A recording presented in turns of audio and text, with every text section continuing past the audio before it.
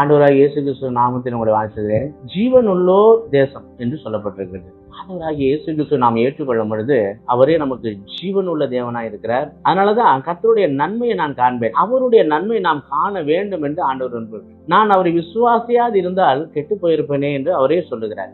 இதுதாங்க உலகத்துல இருக்கிற எல்லா ஜனங்களும் எல்லாம் ஒண்ணு, அவர் கிறிஸ்தவர்களுக்கு தெய்வம் அப்படிதான் அவங்க சொல்லுவாங்க, நினைக்கிறாங்க. ஆண்டவர் இயேசு கிறிஸ்து வார்த்தையை சொல்லும் போது சில பேர் அசால்ட்டா இருக்கிறத நாம் பார்க்கிறோம். நியாயத்திற்கு வரும்பொழுதுதான் அவர்களுக்கு அந்த காரியங்கள் தெரியும். அப்பொழுது நீதிமானாய் மாறவும் முடியாது, துன்மார்க்கத்தை ஜீவித்திலிருந்து விடுதலை பெறவும் முடியாது. இப்பொழுதே ஆண்டவரத்தில் அறிக்கை செய்து அவருடைய சமூகத்துல நீங்க வரும்பொழுதுதான் சமாதானமான வாழ்க்கையை, நன்மையான வாழ்க்கையை நீங்க காண முடியும். ஆண்டவர் இயேசு கிறிஸ்து நம்மளை நேசிக்கிறது உண்மை. அதனாலதான் அவர் நமக்காக சிலுவையில மரணபரியந்தம் தன்னை தாழ்த்தினார் என்று பார்க்கிறோம். ஆண்டவர் இயேசு கிறிஸ்து நம்மளை ஆசீர்வதிக்க போதுமானவரா இருக்கிறார். நித்திய ஜீவனுக்குள்ள பிரவேசிக்க அவரே போதுமானவரா இருக்கிறார். வானத்துக்கு கீழே பூமிக்கு மேலே இயேசு கிறிஸ்துவின் நாமமே அல்லாமல் மனிதன் ரட்சிக்கப்படுவதற்கு வேற எந்த நாமமும் இல்லை என்று பார்க்கிறோம். எல்லா பிரச்சனைகளிலும் நாம் தலையிட்டு எல்லாம் நம்மளை காப்பாற்றும் என்று நாம் நினைக்கிறோம். ஆண்டவர் இயேசு கிறிஸ்து மட்டும்தான் தைரியமான வார்த்தை சொல்றார், நன்மையை காண்பேன் என்று விசுவாசி இருந்தால் நான் கெட்டு போயிருப்பேன் என்று தாவீது சொல்றார். ஆண்டவர் இயேசு கிறிஸ்துவை நாம் நேசித்து கெட்டு போகாமல் ஜீவனை அடையும்படி ஆண்டவர் நம்மளை ஆசீர்வதிப்பார், கொள்வார், வழி நடத்துவார். ஆண்டவர் இப்பொழுதே